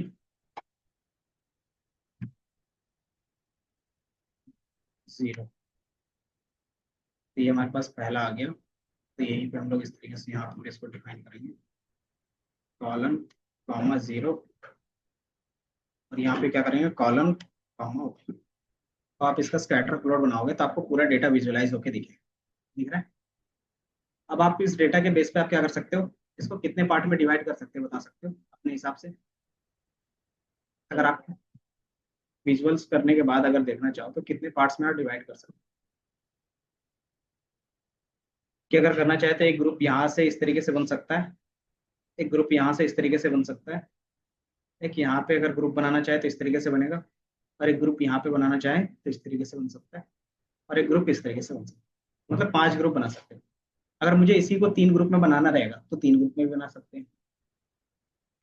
तो आप विजुअलाइज करके क्या कर रहे हो कि आपको आइडिया लग रहा है, लेकिन हमारे पास लास्ट डेटा रहेगा तो उसमें क्या होगा, विजुअलाइज करोगे तो टाइम लगेगा। और ये रहता है कि आपके पास 2 ही कॉलम है, इसलिए विजुअलाइज करना, 3D रहेगा तो विजुअलाइज कर लोगे, 3D से ज्यादा रहा तो 3 कॉलम से ज्यादा रहा तो उसको कैसे विजुअलाइज करोगे। तो उस समय क्या कर सकते हो, विजुअलाइजेशन नहीं कर सकते, तो उस समय फिर हम क्या यूज करेंगे, तो हम लोग एल्बो मेथड का यूज करेंगे, जो इंटरनली क्या करता है, WCSS का यूज करता है, जो क्या करता है, यही चीज काम करता है कि आपका मैक्सिमम कितना ग्रुप बन सकता है और कितना हमारा एरर कम हो सकता है WCSS। तो वो चीज हम क्या कर रहे हैं, यहाँ पे क्या कर रहे हैं, ग्रुप के बेस पे कर रहे हैं। अगर शुरू में हम क्या कर रहे हैं कि एक ही ग्रुप में डिवाइड कर रहे हैं, इस सबको मैंने क्या किया, एक ग्रुप में के अंदर रख दिया, तो हर एक डेटा पॉइंट्स के बीच का डिफरेंस कम होगा या ज्यादा होगा। तो मान लो ये हमारा क्या सारा डेटा पॉइंट है, एक डेटा पॉइंट से दूसरे डेटा पॉइंट का डिस्टेंस अगर आप देखोगे, तो अगर कैलकुलेट करेंगे कि मान लो इसके और इसका डिस्टेंस का कैलकुलेट किया, इसका 30 आया, इसके और इसके डिस्टेंस का कैलकुलेट किया, इसका कितना आया, 80 आया। इस तरीके से सबको ऐड ऑन करोगे तो ये वैल्यू क्या होगा, ज्यादा हो जाएगा, है ना। तो ये क्या होगा, हमेशा ज्यादा होगा। तो जैसे आप इसको क्या करते हो, 2 ग्रुप में डिवाइड करते हो, जैसे मैंने इसको क्या किया, एक अलग ग्रुप में डिफाइन कर दिया और एक अलग ग्रुप में डिफाइन किया। तो अब इस ग्रुप के अंदर इसका एक सेंटर बनेगा, इसका एक सेंटर बनेगा। तो अगर आप देखोगे इसमें भी क्या होगा, इसका डिस्टेंस हर एक का देखोगे तो कम आएगा। इसका पहले यहाँ से यहाँ के बीच 30 आ रहा था, अब क्या करेगा, ये अलग ग्रुप में है, तो इसी का क्या करेगा, डिस्टेंस कैलकुलेट कितना है हर एक डेटा पॉइंट के बीच में, अप्रोक्स 20 इस तरीके से। तो ये क्या होगा कि आपका WCSS स्कोर कम होगा, क्यों, क्योंकि with in a cluster, with in a cluster का मतलब क्या होता है कि क्लस्टर के अंदर एक डेटा पॉइंट दूसरे डेटा पॉइंट से कितना दूर है, फिर क्या होगा, कम होगा। तो जितना ज्यादा आप ग्रुप बनाओगे उतना ज्यादा क्या होगा, WCSS स्कोर रिड्यूस होगा। कैसे रिड्यूस होगा, कि मान लो मैंने क्या, क्योंकि आपने एक ग्रुप यहाँ पे बना दिया, तो हर एक डेटा पॉइंट का इस ग्रुप के अंदर क्या होगा, डिस्टेंस ऑटोमेटिकली कम होगा। यहाँ पे आपने एक ग्रुप बना दिया तो ऑटोमेटिकली क्या होगा कि ये जो पहले डिस्टेंस इतना कैलकुलेट हो रहा था, अब वो कैलकुलेट तो नहीं होगा। ये जो डिस्टेंस ये डेटा पॉइंट से और ये डेटा पॉइंट से कैलकुलेट कर रहे थे, अब ये डिस्टेंस कैलकुलेट नहीं होगा, क्यों नहीं होगा, क्योंकि मैंने यहाँ पे क्या किया, 2 अलग ग्रुप बनाए। और जो हम लोग यहाँ से WCSS निकाल रहे हैं, वो बेसिकली होता क्या था कि किसी भी ग्रुप के अंदर ही उसका डिस्टेंस कितना है, वही होता है। तो हर एक ग्रुप के अंदर क्या होगा, ऑटोमेटिकली डिस्टेंस कम हो जाएगा। तो जैसे ये कम होगा तो क्या होगा कि आपका वैल्यू भी कम हो जाएगा WCSS का। अगर ये वैल्यू कम होगा तो ऑटोमेटिकली पता चल जाएगा कि हमारे पास बेस्ट स्कोर कहाँ पे मिलेगा। तो ये चीज हम कैसे करेंगे, तो आप क्या करते हैं, एक एक करके डिफाइन करते हो कि पहले आपने एक ग्रुप बनाया, चेक किया WCSS कितना है, फिर 2 ग्रुप बनाए, फिर आपने क्या किया, 2 ग्रुप्स डिफाइन किए, 2 ग्रुप में कितना WCSS स्कोर आ रहा है, फिर आपने 3 ग्रुप डिफाइन किया, 3 में कितना WCSS स्कोर आ रहा है। उस चीज को आप क्या कर रहे हैं, लूप में डिफाइन करके देख सकते हैं कहाँ पे हमारा बेस्ट आ रहा है। तो वही चीज हम लोगों ने क्या किया, यहाँ पे किया है, अगर याद होगा तो हमने क्या किया कि कितने नंबर ऑफ ग्रुप बना सकते हैं, तो मिनिमम एक ग्रुप बनेगा और मैक्सिमम 11 ग्रुप बनाएंगे, ठीक है। अब इसको मैंने लूप में बना दिया है। अब लूप में क्या होगा कि ये चीज को हमने सिर्फ क्या किया, ट्रेनिंग के लिए डाल दिया, ये हमारा क्या हो गया, फिट हो गया मॉडल। फिट होने के बाद हमने क्या किया, सबको अपेंड करवा दिया है। अपेंड किसमें करवाया है, तो एक हमने लिस्ट बनाया है, दिख रहा है ऊपर। तो जहां जितना भी हमारा स्कोर आएगा हर एक डेटा पॉइंट का, वो हम क्या करेंगे, स्टोर करवा लेंगे। कि पहले आपने क्या किया, एक ग्रुप बनाया, उसका WCSS को क्या किया, स्टोर करवा दिया। दूसरे टाइम में मॉडल को ट्रेन किया, उस समय 2 ग्रुप में क्या किया, डिवाइड किया, उसका WCSS को क्या किया, इसी में अपेंड कर दिया। उसके अंदर जो WCSS का स्कोर है ना, वही इनर्शिया कहलाता है। कि जो हम लोग ये कैलकुलेट कर रहे हैं ना, उसका डिस्टेंस वही इनर्शिया ही है। कि एक डेटा पॉइंट से दूसरे डेटा पॉइंट्स का डिस्टेंस कितना है, वो कैलकुलेट करके हम लोग क्या कर रहे हैं, एक लिस्ट में रख रहे हैं। लिस्ट में क्यों रख रहे हैं, ताकि विजुअलाइज कर सके। जैसे अगर मैं यहाँ पे अगर विजुअल्स एक एक करके दिखाऊं, कि आपके पास इस तरीके से इतना सारा डेटा पॉइंट था, यहाँ पे भी कुछ डेटा पॉइंट था, यहाँ पे भी क्या था, कुछ डेटा पॉइंट था, और यहाँ पे भी कुछ डेटा पॉइंट था, है ना। अब मैंने क्या किया कि पूरे डेटा पॉइंट्स पे एक ही ग्रुप मान के चल रहा हूँ। अब क्या करेंगे, हम एक ही ग्रुप मान के चल रहे हैं। अब इसको क्या करेंगे, मॉडल को फिट कर देंगे। जैसे मॉडल को फिट करोगे, तो हर एक डेटा पॉइंट्स के बीच का डिस्टेंस क्या होगा, ज्यादा होगा। अगर आप देखोगे तो यहाँ से यहाँ तक का डिस्टेंस क्या है, ज्यादा। यहाँ से यहाँ तक का डिस्टेंस क्या है, ज्यादा। यहाँ से यहाँ तक का डिस्टेंस ज्यादा है। इसको कैलकुलेट किया मैंने, और उसको स्टोर किसमें कर दिया, इस वाले लिस्ट के अंदर। तो ये कैसे होता है, तो ये होता है के मीन्स के अंदर इनर्शिया होता है, उसके अंदर रहता है। तो मैंने स्टोर कर दिया, मान लो इसका क्या है, 3000 आ गया टोटल। ये हमारा क्या हो गया, ये M1 हो गया। मतलब ये पहला मॉडल बन गया। फिर मैंने बोला कि नहीं, एक ग्रुप बना रहे हैं तो अच्छा खासा परफॉर्म नहीं कर रहा है, तो हमने क्या बोला कि अब दो ग्रुप बनाएंगे। अपने डेटा को क्या करेंगे, दो ग्रुप में डिवाइड करेंगे। तो सेम डेटा आएगा मेरे पास, जो था यहाँ पे इस तरीके से। अब इसको हम क्या करेंगे, दो ग्रुप में डिवाइड करेंगे। तो दो ग्रुप में कैसे कर सकते हैं, तो पहला ग्रुप इस तरीके से इसको बना सकते हैं, और दूसरा ग्रुप इसको बना सकते हैं, है ना। अब इसमें भी क्या होगा, कि देखेंगे हर एक ग्रुप में डिस्टेंस कितना है, हर एक डेटा पॉइंट का। तो थोड़ा सा जो ये डिस्टेंस यहाँ से यहाँ आ रहा था, अब वो डिस्टेंस कैलकुलेट नहीं होगा, तो ऑटोमेटिकली क्या होगा, WCS स्कोर रिड्यूस होगा। क्योंकि ये अलग ग्रुप में है और ये अलग ग्रुप में है, तो दोनों का लास्ट में क्या होगा, एड ऑन होगा। तो यहाँ से क्या होगा, डिस्टेंस आपको दिखेगा। पहले हम लोग क्या कर रहे थे, ये भी डिस्टेंस कैलकुलेट कर रहे थे। अब यहाँ पे ये डिस्टेंस कैलकुलेट नहीं कर रहे, क्यों नहीं कर रहे, क्योंकि ये इसका अलग ग्रुप है, ये इसका अलग ग्रुप है, इसलिए। तो ऑटोमेटिकली क्या होगा, कि अगेन WCS स्कोर कैलकुलेट करोगे, ये कौन कैलकुलेट रहता है, ये ऑटोमेटिकली कैलकुलेट होगा। और ये किसके अंदर रहता है, इनर्शिया के अंदर रहेगा। आप इसको क्या करते हो, अपेंड कर देते हो लिस्ट में। तो ये हमारा एक क्लास के लिए हो गया, फिर दूसरे क्लास के लिए होगा। फिर मैंने देखा कि यहाँ पे भी क्या है, कि अच्छे से सेग्रीगेट नहीं कर रहा है, तो हम क्या करेंगे, अपने के की वैल्यू को 3 कर देंगे। 3 करेगा तो क्या होगा, कि सेम डेटा पॉइंट होगा। अब हमारा ग्रुप क्या करेगा, डेटा को 3 अलग अलग ग्रुप में डिवाइड कर देगा पैटर्न के बेस पे। तो ये क्या करेगा, कि मान लो एक ग्रुप इस तरीके से बन गया, दूसरा ग्रुप इस तरीके से बन गया, और तीसरा इस तरीके से, है ना। तो इसका भी क्या होगा, कि with in a group distance calculate होगा हर एक डेटा पॉइंट्स का। हर एक डेटा पॉइंट का क्या होगा, कैलकुलेट होगा। तो ऑटोमेटिकली क्या होगा, WCS स्कोर कम होगा। तो जितना ज्यादा आप क्या करते हैं, ग्रुपिंग। मान लो हमारे पास 10 डेटा पॉइंट इस तरीके से, अगर मैं इसका 10 ग्रुप बनाता हूँ, 10 डेटा पॉइंट है, मान लो 5 डेटा पॉइंट है, और इसका मैं 5 ग्रुप बनाऊंगा, तो डिस्टेंस कितना होगा हर एक ग्रुप का, खुद से। कि मान लो आपके पास 5 डेटा पॉइंट है, और उसी का उसको सेंटर बना दे रहे हैं, तो डिस्टेंस कितना होगा हर किसी का खुद से, एक या फिर जीरो। कि वो क्या करा है, अपने आप को एक इंडिविजुअल ग्रुप बना के दिख रहा है। तो यहाँ पे जो WCS का स्कोर होगा, वो हमेशा या तो 1 रहेगा या तो जीरो आपको दिखेगा। ठीक है, खुद से खुद का डिस्टेंस क्या होता है, जीरो होता है। तो वो क्या करेगा, खुद से खुद का डिस्टेंस जीरो करेगा। तो जितना डेटा पॉइंट्स होता है उतना अगर आप लेके चलते हो तब। तो ये हमने क्या किया, ये 3 किया, फिर 4 किया, 5 किया, 6 किया, 8 किया, इस तरीके से हम लोग कहाँ तक जा रहे हैं, 11 तक जा रहे हैं। 1 से 11 तक, क्यों, क्योंकि हमने इसको क्या किया, लूप के अंदर डाल दिया बस। तो ये चीज जैसे ही क्रिएट होगा, तो हमारे पास क्या हो गया, एक WCS रहेगा, और दूसरा क्या रहेगा, के की वैल्यू रहेगी। तो वो चीज अगर आप नीचे देखना चाहो, तो आपको यहाँ पे कुछ इस तरीके से दिखेगा, ठीक है। कि जब हमारा वैल्यू 1 था, ये हमारा क्या है, के की वैल्यू है, ये दिख रहा है। ये हमारे पास क्या है, के की वैल्यू है। के की वैल्यू जब 1 थी, तो उस समय WCS एरर कितना था, तो बहुत ज्यादा था, दिख रहा है। क्या हो गया सार्थक, हम्म, ये दिख रहा है यहाँ पे। आप क्या कर रहे हो, कि के की वैल्यू 1 रख रहे हो, मतलब अपने पूरे डेटा को एक ही ग्रुप में बांट रहे हो, तो उस समय डिस्टेंस ज्यादा होगा। जब आप दो ग्रुप में बांट रहे हो, तो डिस्टेंस कुछ कम आ रहा है। देन आपने क्या किया, 3 ग्रुप में बांटा, तो डिस्टेंस कम आ रहा है। देन 4 ग्रुप में कर रहे हो तो कम आ रहा है। देन 5 में कर रहे हो तो एक ऑप्टिमल वे मिलता है। यही चीज था। अगर आप यहाँ पे देखोगे अपना, कि जब हम ये चीज करने से पहले विजुअलाइज किए थे, तो आपको ऑन एन एवरेज कितना ग्रुप्स मैक्सिमम दिख रहा था, कि कितना ग्रुप्स आप बना सकते हैं, 5। कि एक ग्रुप ये बन सकता है, एक ये बन सकता है, एक ये बन सकता है, और एक ये बन सकता है, और एक ये बन सकता है। तो अगर आप देखोगे सेम चीज एल्बो में अगर आप देखोगे, तो जहां पे हमारा के की वैल्यू 5 है, वहां पे क्या है कि एक ऑप्टिमल वैल्यू मिल रहा है। दिख रहा है कि आपका एरर क्या है यहाँ पे सबसे कम। इसके बाद भी आप जितना ज्यादा ग्रुप बनाओगे वो हमेशा क्या होगा, बढ़ते कम होते जाएगा। क्यों? क्योंकि डिस्टेंस हमेशा कम होते ही जाएगा। तो एक बेस्ट हम लोग किसको लेके चलेंगे, ऑप्टिमल, कि हमारा ऑप्टिमल 5 हो सकता है। आप 5 ले सकते हो, 6 ले सकते हो, यहाँ तक 8 तक ले सकते हो। तो हमारा ऑप्टिमल भी कितना हो गया, 5 से लेके 8 तक का हो गया। तो इसमें से भी कौन सा ले सकते हैं, तो जो मिनिमम रहता है। क्यों? क्योंकि बिजनेस प्रॉब्लम में जितना कम नंबर होगा उतना ज्यादा क्या कर सकते हैं हम लोग, डिफाइन कर सकते हैं। तो हमने क्या बोला कि इसको हम लोग 5 ग्रुप्स में डिफाइन कर सकते हैं। तो इस तरीके से हम क्या करते हैं, अपने डेटा को ग्रुपिंग निकाल के देखते हैं।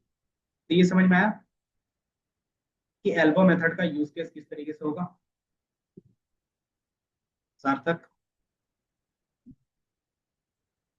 हम्म। क्या नहीं क्रिएट हो रहा है, एक बार ये क्रिएट करके रन करो। कोड, कोड में तो कुछ वैसा है नहीं। तो के मीन्स आपने इंपोर्ट किया है।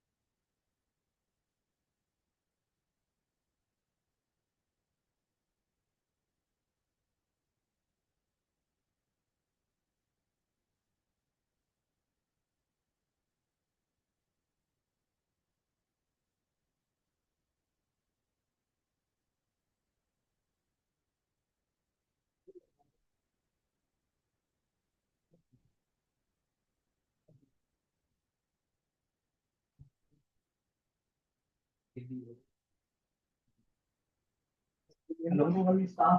हाँ ठीक है।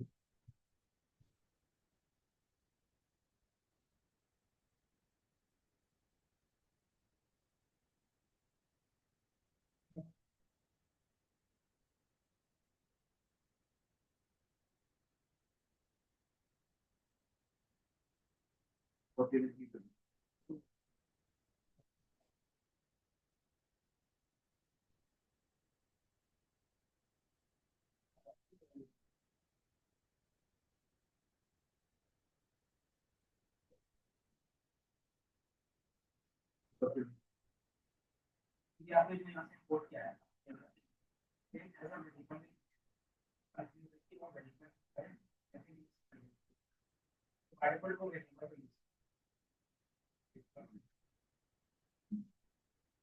आप ये फीलिंग्स यहाँ पे क्या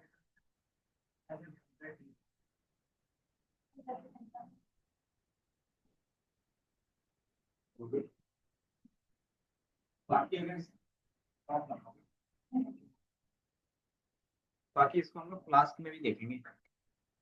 स्ट्रीमलीट तो हम लोगों ने देखा है, स्ट्रीमलीट में इजी है बनाना, तो स्ट्रीमलीट में भी तुरंत बना लेंगे और इसको फ्लास्क में भी बना के देंगे। स्ट्रीमलीट को मैनिपुलेट करने के लिए आपको बेसिक पता होना चाहिए, और वो आपको कोड देख के भी पता चल जाता होगा कि कौन सा लाइन क्या कर रहा है ना। तो उसका डॉक्यूमेंटेशन रीड करके आप कुछ भी ऐड ऑन कर सकते हो स्ट्रीमलीट में, तो उतना दिक्कत नहीं कि आप याद रखो। फिर वही चीज हम याद करने की जरूरत नहीं पड़ती, क्योंकि इंटरव्यू में जो पूछा जाता है वो रहेगा एमएल के टॉपिक से रिलेटेड, कि एमएल में एल्गोरिदम्स के बारे में ही पूछेगा, इससे ज्यादा भी नहीं पूछता है।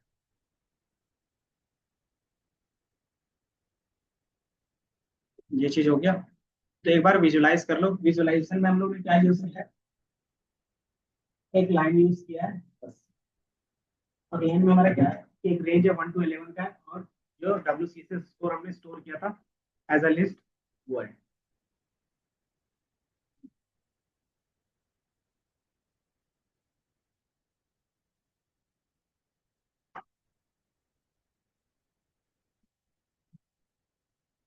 हाँ, ये तो ये ऑटोमेटिकली आ जाता है ना रेंज 1 0, तो हमें कितने से कितने तक जाना है, 1 से 11 तक जाना है। अगर आप बहुत चाहते हो तो डिफॉल्ट नंबर रहते हैं, तो डिफॉल्ट नंबर आपको कहाँ से कहाँ तक जा रहा है, 9 तक ही गया, तो वो डिफॉल्ट नंबर 0 से 10 तक था। इसीलिए अगर आप कुछ भी एक्स में यूज नहीं करते तो 0 से 10 तक है। हमने क्या किया, अपना खुद का एक नंबर जो डिफाइन किया था वो लिखा।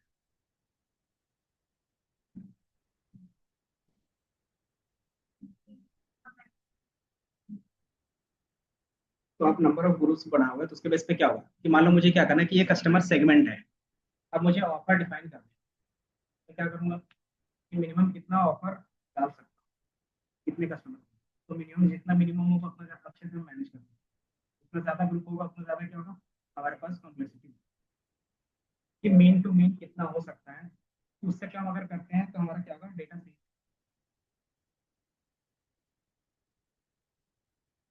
ये हो गया। देन हमारा ऑप्टिमल नंबर कितना आया था, 5 आ गया। यही चीज हमने क्या किया था 5 के लिए ड्रीम। अगर आपको 5 के लिए रखना तो 5 के लिए मैं क्या करूंगा कि जो मेरा ऑप्टिमल नंबर होगा 5 के लिए क्या, ये हमारा 5 के लिए क्या बनेगा ऑप्टिमल नंबर।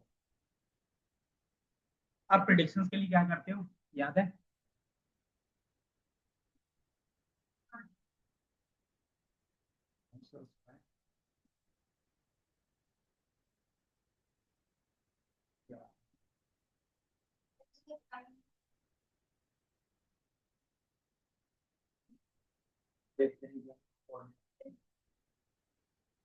नहीं, नॉर्मली डैश कर देते थे, या फिर आप क्या कर सकते हो, एस का यूज कर सकते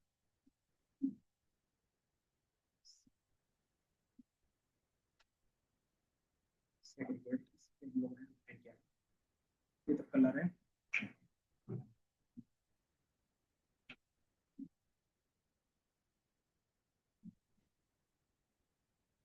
तीन ग्रुप सेंट्रोइड।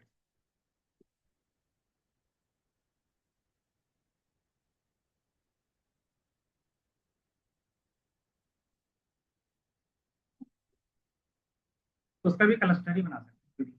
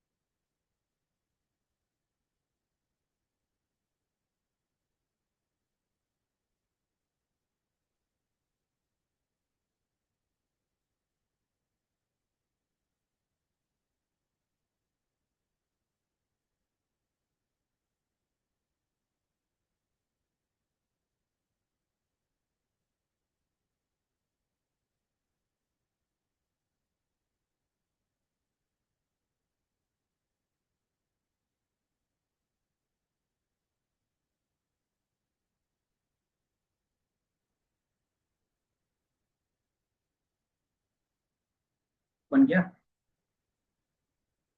विजुअलाइज कर सबको।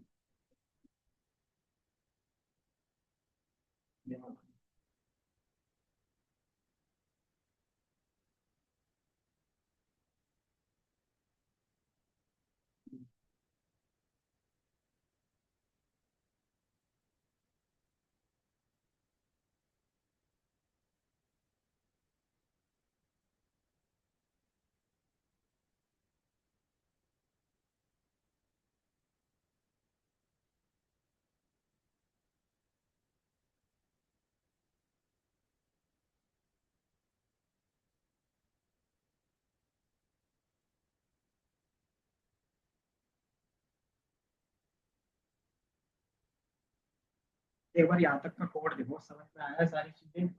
जहाँ पे नहीं समझ में आ रहा वो पूछो।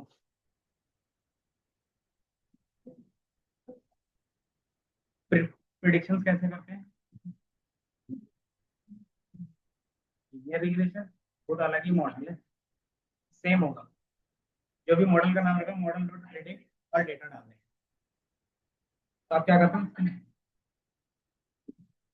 प्रिडिक्ट क्या करना है, ये क्या करेगा, ग्रुप बता देगा ये कौन से ग्रुप पे जाएगा। तो हमने अगर आप इसको प्लॉटिंग करते हो कि हमारे पास क्या होगा, वैल्यू आ गया। अब इसके बेस पे मैंने क्या किया है, 5 नंबर्स ले लिए। अगर आप इसको देखोगे वाई, तो आपको कुछ इस तरीके से कि मैंने क्या बोला है कि आपको 5 ग्रुप में डिफाइन करना है मेरे डेटा को। अब उसका क्या बोला, एक्स को प्रिडिक्ट कर लेंगे, मॉडल डॉट फिट प्रिडिक्ट। अब ये हमारा वाई बन गया। अब इसमें हमारे पास जो वाई होगा वो क्या क्या दिखेगा, जीरो दिखेगा, कुछ वन दिखेंगे, कुछ टू दिखेंगे, कुछ थ्री और कुछ फोर। अब हमने क्या कर दिया, अपने डेटा को लेबल कर दिया। ये दिख रहा है? तो इसी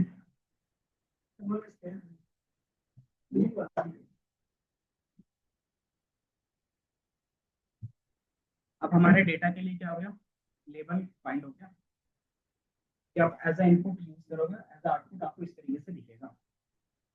तो आप जब भी आप प्रिडिक्ट करोगे तो क्या होगा, प्रिडिक्ट फिर कैसे करेंगे, आप मॉडल को फिट करके देख सकते हैं।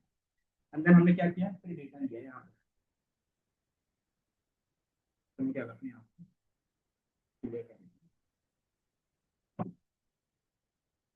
कि जब हमारा फाइनल ट्रेनिंग कितने नंबर ऑफ क्लस्टर के लिए होगा, तो 5 के लिए होगा। तो मैंने 5 के लिए बना दिया। अब इसके लिए मुझे क्या करेगा, ये वाई लेवल रिटर्न कि कौन सा डेटा कौन से ग्रुप में जाएगा, उसको लेवल में डाल।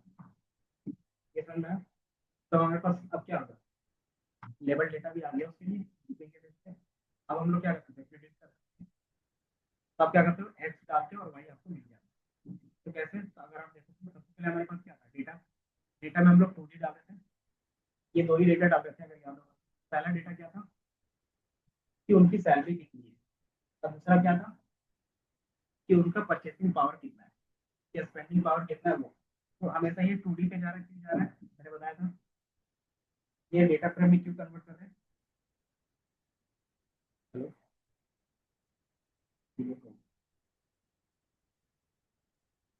ये 2D पे क्यों जा रहा है बता सकते हैं?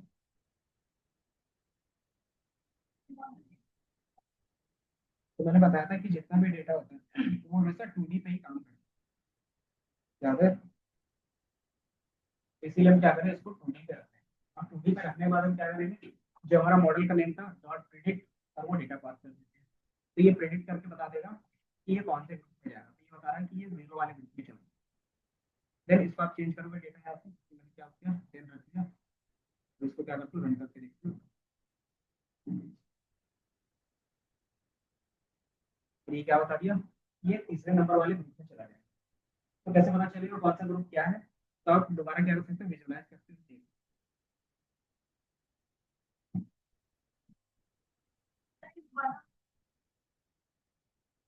यहाँ पे ये ये जब हमने किया था ना, ये लूप में किया था। लूप में क्यों किया था, ताकि हम लोग बेस्ट, हमारा क्या के मिल जाए। तो जैसे बेस्ट के मिल गया, हमने क्या किया, उसको बस रीरन कर दिया। किसके लिए चाहिए मुझे, तो पाइप वाला के लिए। तो हमने पाइप के लिए ले लिया, अंदर उसको क्या कर दिया, फिट करके दोबारा क्या किया, प्रेडिक्शन स्टार्ट कर दिया। ये fit-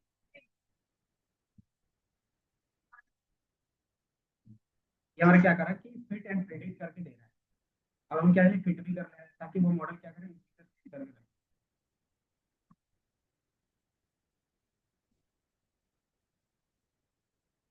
अब इसके आगे का जो भी पार्ट रहता है वो कौन सा रहता है, सुपरवाइज लर्निंग बन गया। अगर आप देखोगे हमारे पास क्या है एक्स भी है और वाई भी है। अब हमारा क्या बन गया ये सुपरवाइज। और यही तरीका होता था क्या कि अगर आपके पास सेमी सुपरवाइज का कॉन्सेप्ट था, याद है सेमी सुपरवाइज में क्या होता था, तो किसी एक को क्या करते थे, किसी एक में क्या करते डिफाइन करते थे। तो अनसुपरवाइज में डिफाइन करने के लिए क्या करते थे, डिलीट कर दोगे वाई को तो ऑटोमेटिकली हो जाएगा। अगर सुपरवाइज बनाने के लिए क्या करते हैं कि हम लोग क्लस्टर क्या क्या करते हैं, क्लस्टर बनाते हैं, उसकी वजह से अलग अलग क्लासिफिकेशन प्रॉब्लम में डिफाइन।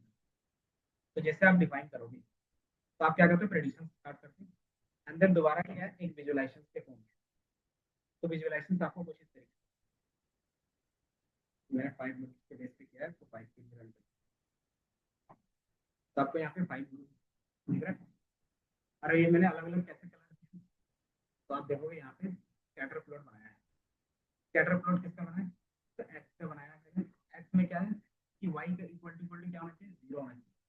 आपको बुलियन कंडीशन याद हो, है ना। तो हमारा क्या 0 के लिए, 1 के लिए, 2 के लिए, 3 के लिए, 4 के लिए। ये हमारा क्या होगा कि एक्स हो गया, ये हमारा वाई होगा। ये हमारा क्या होगा वैल्यू, कलर कौन सा होगा और उसका लेवल क्या है। हाँ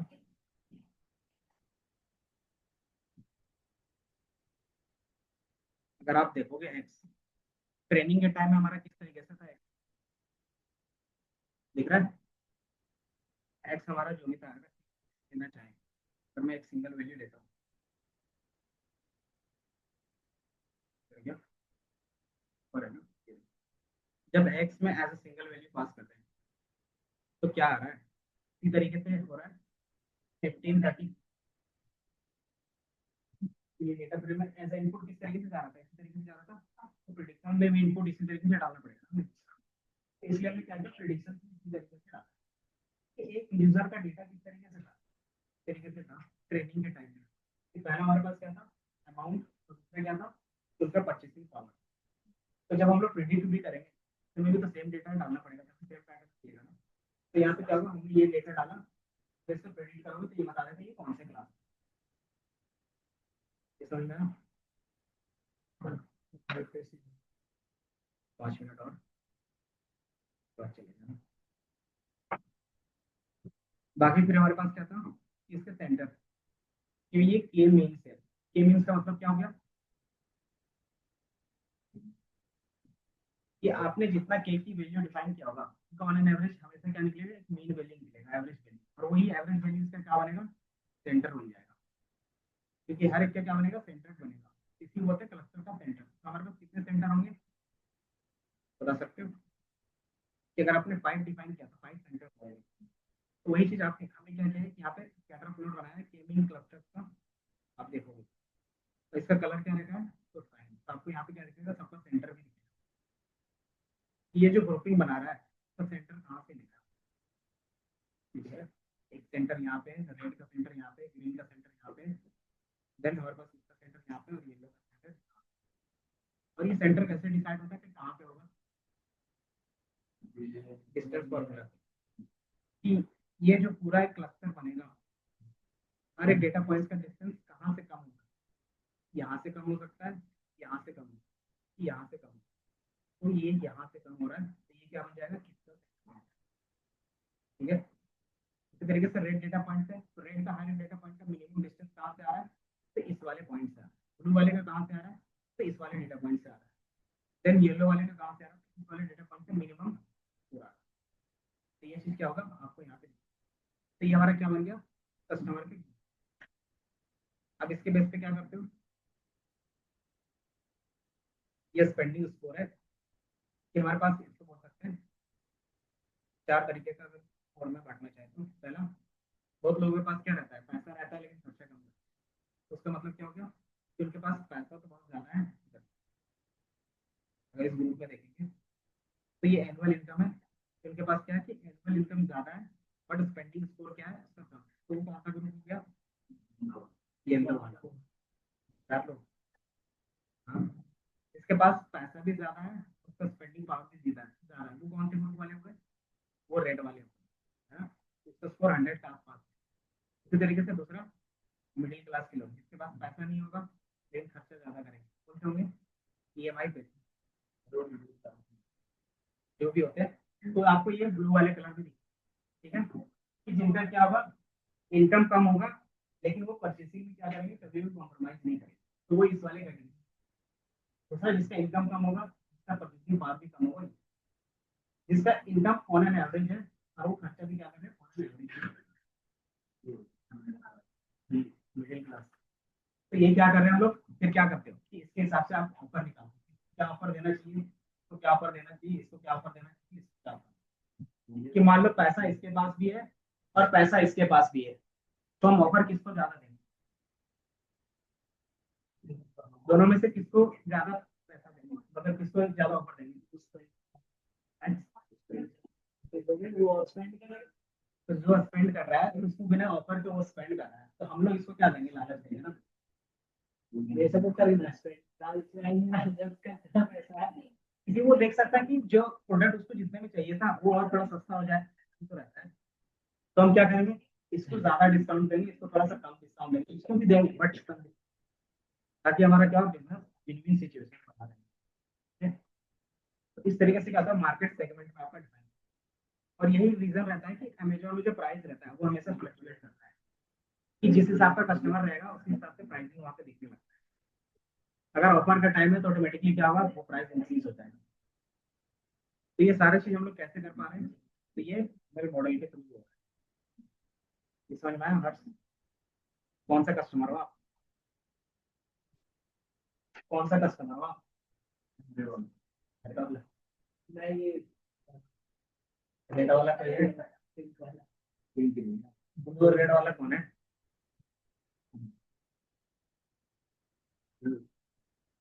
अब इसी चीज को आप क्या करते हो, सेव करते हो और इंटरफेस बनाते हो। तो इंटरफेस बनाने के लिए हमारे पास क्या है, अलग अलग चीजें हैं। पहला स्ट्रिंग है, फ्लास्क है, जैंगो है, देन आप नोड जेएस का चाहो अपना यूज कर सकते हो। नहीं नहीं, इस क्लास पे देखिए। तो आप क्या करते हो, मॉडल सेव करते हो, कोई नहीं तो फिर एक बार एक ही बता दें। ये हमने क्या किया, डेटा सेव कर लिया मॉडल को, और उसको क्या किया, स्ट्रिंग में आपको दिखा दिया। ये स्ट्रिंग का कोड है, आप इसको क्या करोगे, डॉट पी वाई में सेव करके रन कर। ऐसी चीज को आप क्या क्या करेंगे हम लोग, कि नॉर्मली क्लास पे रन देंगे। बाकी जो वो मैंने पुराना वाला ही कोड, एनुअल इनकम है ये, कहाँ पे,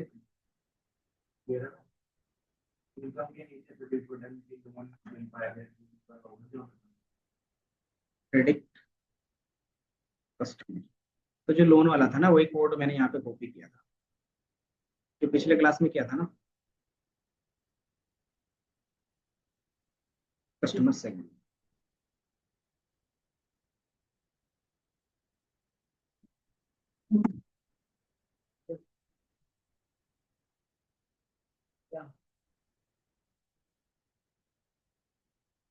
कस्टमर सेगमेंट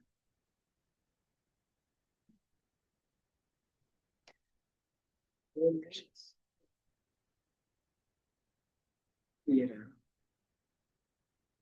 पहला हमारे पास क्या था, इनकम था, और दूसरा हमारे पास क्या था,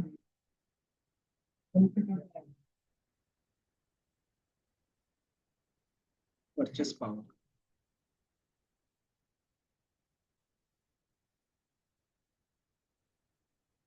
स्पेंडिंग।